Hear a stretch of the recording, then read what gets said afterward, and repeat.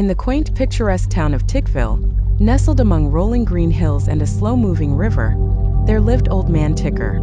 He was not just any clockmaker but a reclusive artisan, whose life was entwined with the subtle rhythms of time itself.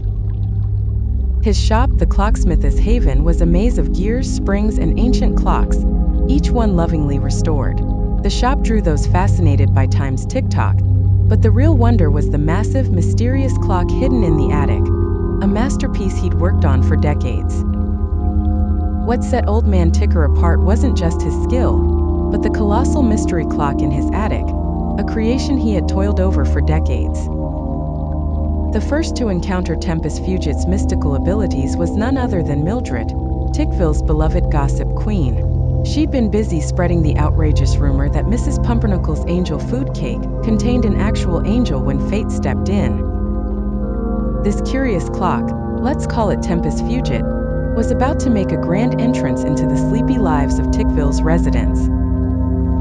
Next came young Timmy McNabb, a notorious troublemaker with a mischievous streak.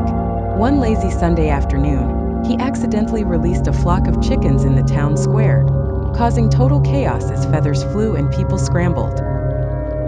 Mildred, entirely to her surprise, found herself the first recipient of Tempus Fugit's grace. She tripped over a stray cat and poof, a swirl of gears and the sweet chime of Tempus Fugit enveloped her. Amid these curious events there was Harriet, an elderly widow known for her kindness.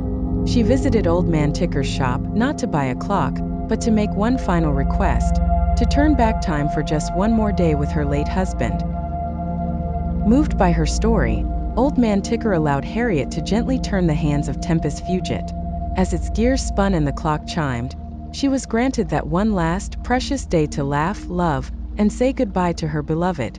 Time had gifted her the closure she so deeply desired. Word of Tempus Fugit's power spread across Tickville like wildfire. People began to whisper about second chances and the possibility of correcting lost time. Each resident's curiosity grew, as did their appreciation for time's delicate and fleeting nature. The citizens, one by one, experienced moments of reflection. They came to understand that while Tempus Fugit could rewind their clocks, the real lesson was in cherishing the present.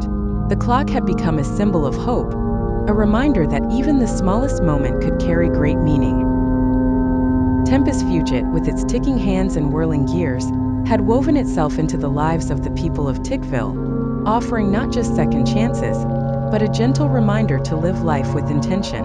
For every turn of the clock, there was a lesson learned, a life touched. Even Old Man Ticker, who had dedicated his entire life to crafting Tempus Fugit, found himself reflecting on his own life. He began to see that time, once thought to be a mechanical entity, was filled with human emotion, meaning, and connection.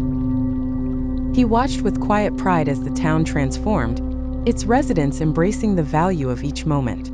No longer rushing through their days, the people of Tickville started savoring the small things. A sunset, a conversation, a simple act of kindness. Old Man Ticker knew that the true magic of Tempus Fugit wasn't in its ability to rewind time. It was in how it taught people to appreciate the here and now, to live with purpose, and to hold on to the moments that truly mattered. And so, as the final gears of Tempus Fugit softly clicked into place, the people of Tickville learned that the greatest gift wasn't the chance to turn back the clock. It was the ability to move forward, forever changed by the lessons of the past.